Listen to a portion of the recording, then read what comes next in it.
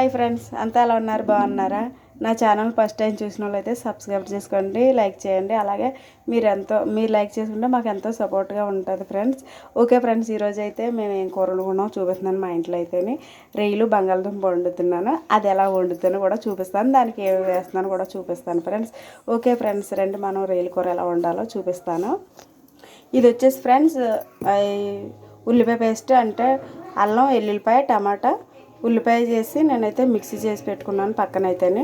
అలాగే వచ్చేసి ఉడకబెట్టిన బంగాళదుంపలు కూడా అయితే నేను పక్కన పెట్టుకున్నాను. శుభ్రంగా కడిగి క్లీన్ చేసి పెట్టుకున్నాను రొయ్యలు. ఇదైతే ఇప్పుడైతే బంగాళదుంప రొయ్యలు కలిపి ఎలా వండాలో చూపిస్తాను. ఓకే ఫ్రెండ్స్, రండి మనం ఎలా వండాలో కూడా నేను చూపిస్తాను. ఇప్పుడైతే గిన్నె పెట్టుకున్నాను కదా, ఇందులోకి అయితే సరిపడా ఆయిల్ పోసుకుంటాను. నేనైతే ఆయిల్ అయితే పోసుకున్నాను. ఈ ఆయిల్ కూడా వేడెక్కిన వల్ల కొద్దిగా ఒక 2 నిమిషాలు అయితే వేడైపోద్ది. ఇప్పుడు వచ్చేసి నూనె అయితే వేడైపోయింది. ఎల్లుల్లిపాయ ముద్ద అయితే నన్ను ఎందుకు నూనె పెడతావు అనేసి నా పైన చిటపట్లు ఆడుతూ ఉన్నదన్నమాట. అయినా కానీ చిటపట్లు ఆడినా నేను వదలలేదు. దీన్ని అయితే వేపేస్తాను, వండేస్తాను. రొయ్యలు బంగాళదుంప కాబట్టి నేనైతే గ్రేవీ ఉండదని కొద్దిగా అయితే ఎక్కువనే ఆడాను. ఉల్లిపాయ పేస్ట్ అంటే ఉల్లిపాయ ఎక్కువ ఉంటే కూడా బాగోదు, తీపి వచ్చేస్తుంది అంటారు. కానీ నేనైతే వేసుకున్నాను, ఎందుకంటే గ్రేవీ కావాలి కదా. మసాలా ఉల్లిపాయ ముద్ద వేసింది కదా, ఇందులోకి అయితే పసుపు అయితే వేసుకున్నాము. పసుపు కూడా వేసుకుందాం. ఇప్పుడైతే దీంట్లోకి గరం మసాలా, ఇది 1 స్పూన్ అయితే గరం మసాలా వేసుకున్నాను నేను. గరం మసాలా వేసుకున్నాను కదా, ఇది కూడా కొద్దిగా పచ్చివాసన పోయేదాకా కూడా వేపుకుంటాను. వేపుకుందాం ఫ్రెండ్స్. ఇప్పుడు నూనె అయితే పైకి వస్తుంది కదా, మసాలా అయితే వేగిపోయింది. నూనె అయితే పైకి వస్తుంది కాబట్టి ఇప్పుడైతే నేనైతే శుభ్రం కడిగి పెట్టుకున్నాను కదా రొయ్యలు కూడా అయితే వేసుకున్నాం. రొయ్యలు కూడా మసాలాలో పెట్టి ఈ ఉల్లిపాయ ముద్దలో కొంచెంసేపు ఉడకనిద్దాం. రొయ్య అయితే ఉడికిపోద్ది కూడా, మనకి వాటర్ వస్తుంది అన్నమాట, నీరు వచ్చేస్తుంది రొయ్య ఉడికేటప్పుడు. ఆ రొయ్యకి వచ్చి నీరంతా అయిపోయేదాకా మనం అయితే రొయ్యను అయితే బాగా మగ్గనిద్దాం. నేనైతే రొయ్యలు వేసుకున్నాను కదా, నీరు అయితే వస్తుందన్నమాట. ఈ నీరు వచ్చే టైంలో అయితే కారం కూడా వేసుకుంటాను, ఎందుకంటే రొయ్యకి పడుతుంది అనేసి కారం అయితే వేసుకుంటున్నాను ఫ్రెండ్స్. కారం అయితే మా ఇంట్లో అయితే కొద్దిగా కారం ఎక్కువనే తింటారు, అందుకనేసి నేనైతే కారం కొద్దిగా ఎక్కువనే వేస్తాను.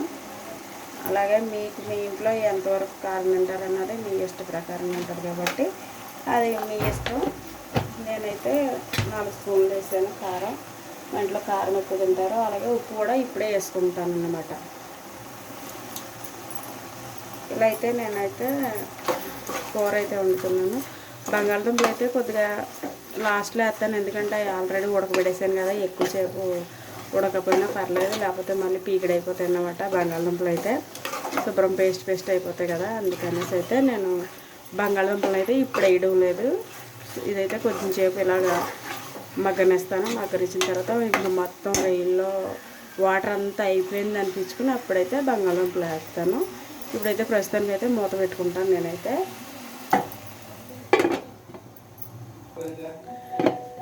మూత తెచ్చి చూసుకుందాం. ఇప్పుడైతే రొయ్యల్లోకి వచ్చిన వాటర్ అంతా అయిపోయింది.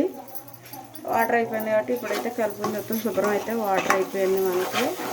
వాటర్ లేదు, ఇందులో అయితే బంగాళదుంపలు కూడా వేసుకుంటాను. ఉడకబెట్టినవి బంగాళదుంపలు అన్నమాట. ఉడకబెట్టుకున్నాను కదా, వచ్చేసి దీన్ని అయితే కలుపుకుంటాను అన్నమాట.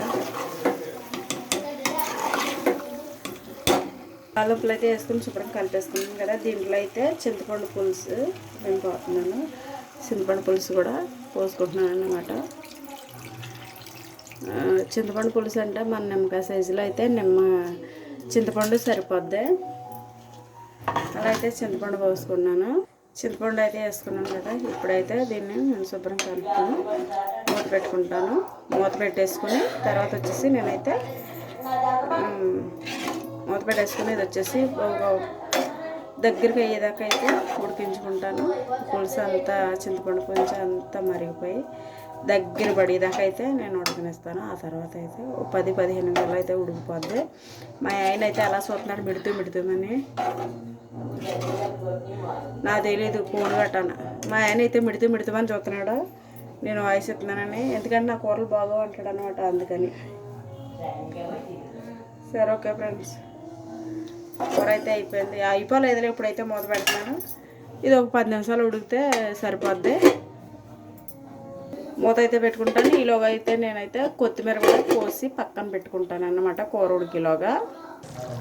కూర అయితే మనకు దగ్గర పడిపోయింది, నూనె కూడా పైకి వచ్చేసింది కదా. ఇప్పుడైతే కూర అయిపోయింది కదా, కాబట్టి నేనైతే కోసి పెట్టుకున్నాను కొత్తిమీర కూడా వేసుకుంటే కూర అయితే సూపర్గా వాసన వస్తుంది. ఇప్పుడు కొత్తిమీర కూడా వేసుకుంటాను. కొత్తిమీర వేసుకుని గ్యాస్ కట్టేసుకుంటాను. అయిపోయింది కూర అయితే.